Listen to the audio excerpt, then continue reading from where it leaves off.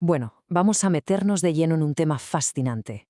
Durante siglos hay una figura que ha obsesionado la imaginación española, la del musulmán, la del moro. Para intentar entender esta obsesión, vamos a seguir el hilo del análisis que hizo el escritor Juan Goytisolo, que explora cómo esta figura ha sido a la vez temida y admirada, y qué nos dice eso, en realidad, sobre la propia España. Y aquí es donde empieza lo interesante, la gran paradoja. ¿Cómo es posible que una sola figura pueda representar a la vez lo mejor y lo peor? Es literalmente la cara y la cruz de un mito nacional que ha sobrevivido durante siglos, tanto en la literatura como en la historia. O sea que aquí no había grises. El asunto es que no hay término medio. Por un lado, se le pinta como el enemigo absoluto, vamos, la encarnación de todos los vicios posibles. Y por el otro, justo lo contrario, un ideal romántico, casi inalcanzable.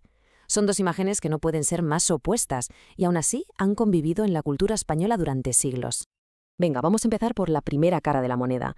La imagen del moro como demonio fue increíblemente útil estratégicamente hablando. Sirvió para crear un otro, un enemigo, y a partir de ahí la España cristiana podía definirse a sí misma y unirse. Era, por así decirlo, el pegamento perfecto para cohesionar a la cristiandad. Fijaos en esta cita. Es que es un ejemplo clarísimo. Viene de un romancero del siglo XIX que se escribió para justificar la guerra de África y resume esa caricatura a la perfección. Porque esto no es una descripción, ¿verdad? Es pura propaganda. Se diseña una imagen de barbarie para generar un rechazo visceral, inmediato. Pero lo más fuerte de todo es ver cómo este estereotipo aguanta el paso del tiempo. Es increíblemente resistente.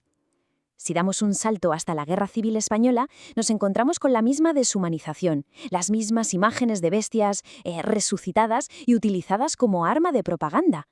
Es como si el fantasma del moro malvado se pudiera sacar del baúl cada vez que hace falta.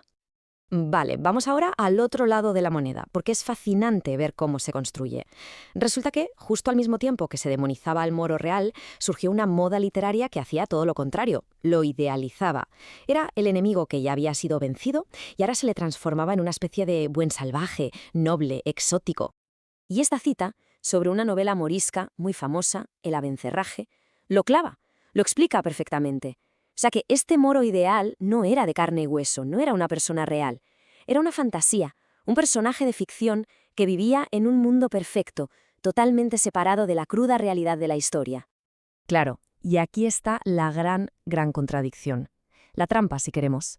Admirar a este moro de cuento, tan refinado y lejano, permitía a la sociedad de la época justificar o simplemente mirar para otro lado ante el desprecio y el rechazo que sentían por los moriscos de carne y hueso, sus compatriotas con los que se cruzaban por la calle. Y con esto llegamos al corazón de todo el análisis de Goytisolo. Nos dice que toda esta construcción, tanto la del demonio como la del ideal, en el fondo no trata sobre el otro, sobre el musulmán.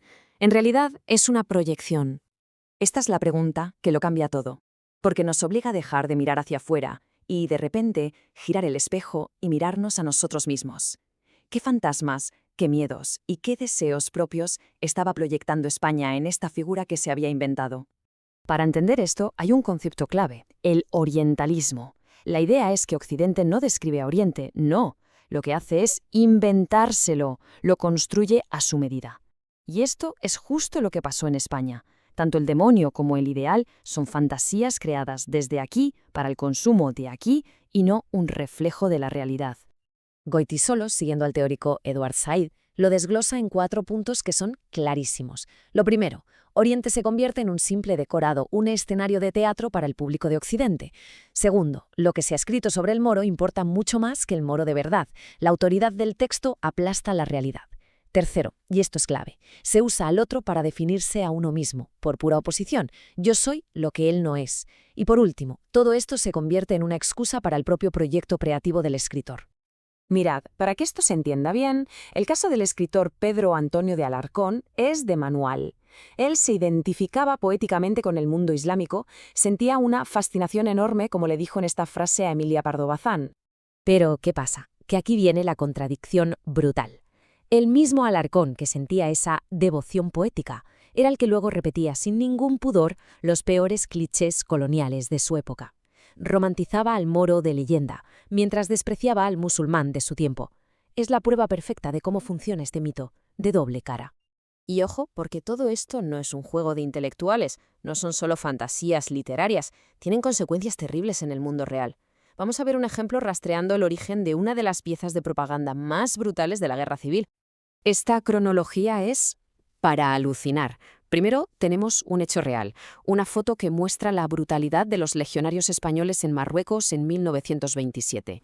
Años después, la propaganda fascista coge esa misma foto y la manipula. Y luego, en el giro más perverso de todos, la propaganda republicana le da la vuelta a la tortilla y acaba atribuyendo esa misma atrocidad a los marroquíes. Las víctimas originales del hecho se convierten en los verdugos del mito. Pero claro, frente a todo este mito, Goytisolo nos dice que hay otra historia, una realidad que se ha intentado tapar y que desafía esa idea de una identidad española pura y cristiana, una historia de mezcla, de simbiosis. Y esa historia tiene un nombre, mudejarismo.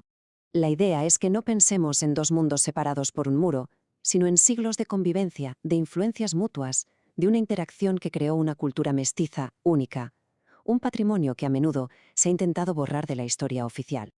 Y lo increíble es que esta herencia no es algo marginal, que va. Está en el corazón mismo de la literatura española.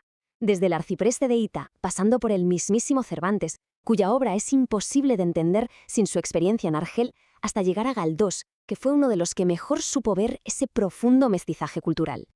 Y quizás la frase que lo resume todo, de forma magistral, es esta de Galdós. Viene a decir que el moro y el español son mucho más parecidos de lo que parece, que la línea que separa el nosotros del ellos es mucho más difusa, mucho más borrosa de lo que nos han contado siempre. Así que, al final, todo este recorrido por la historia nos deja con una pregunta que sigue totalmente vigente. Si esto de construir un otro es un mecanismo universal que usan todas las culturas, la pregunta es, ¿quién es el nuestro ahora?